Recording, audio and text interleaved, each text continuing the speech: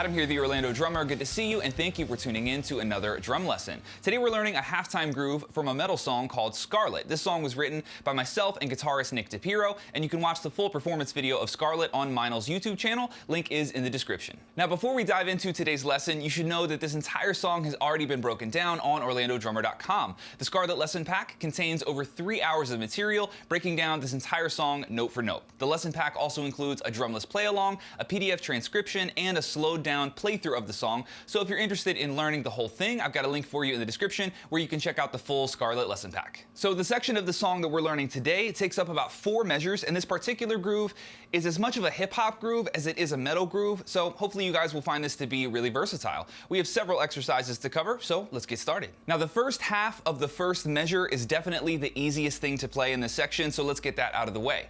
We have a dotted 8th note on the downbeat of 1, played as a kick and a crash together. On the of beat 1, we have a single kick drum, and that leads us into a pattern of right, left, right in beat 2. Those notes are all up on the hats, and you can treat that last right hand as an 8th note and open that hi-hat. We'll put an accented snare on the downbeat of 3 and loop it from there. Let's try it out at 75 BPM.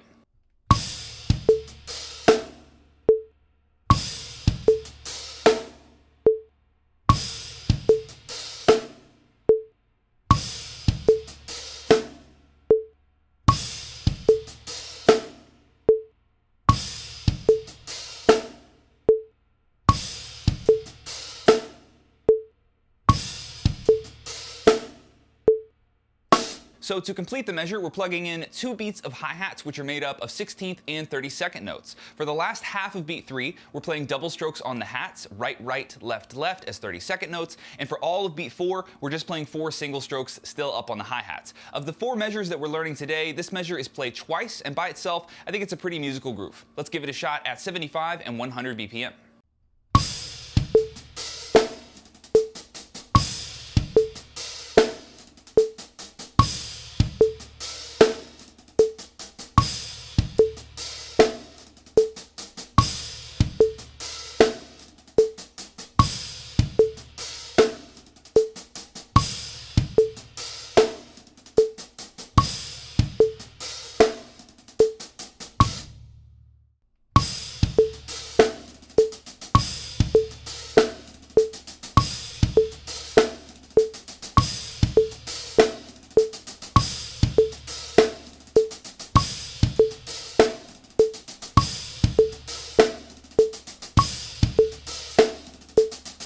So that measure leads into our second bar, which has a particularly linear feeling. And I know this whole thing is linear, but this bar just kind of feels linear. So in the measure you can see on the screen, we're playing a pattern of kick right left 3 times in a row. The first 2 times you play it, both hands are on the hats, and the third time our left hand comes down to the snare as a backbeat.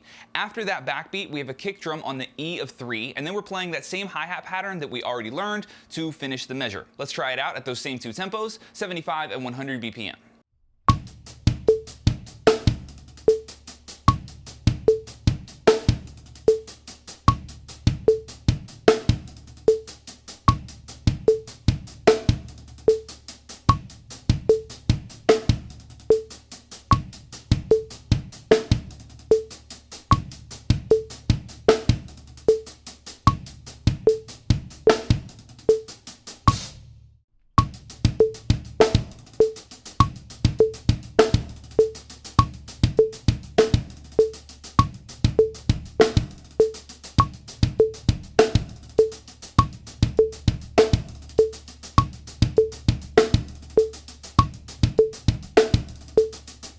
So the next measure in this 4-bar section is identical to our first measure. Same hip-hop kind of thing happening on the hats, followed by our 32nd note into 16th note idea in beats 3 and 4. So we only have 1 more measure to learn, and then we'll glue everything together. For our 4th measure, we're starting off just like our second measure with a pattern of kick right left, but we're only going to play that 2 times, and that takes up our first 6 notes. Now for the remaining 10 notes, we have a big linear fill that takes us across the kit. Our pattern from the upbeat of 2 is right, left, right, kick, kick, right, left, kick, right, left. And I tend to look at this as 2 separate 5-note groupings, but it's up to you how you want to group these patterns in your head. For orchestration of this 10-note pattern, you can see our first 3 notes, right, left, right, that goes up to your rack tom, and everything else can just go over to your floor tom. Let's try out our last measure at 75 and 100 BPM.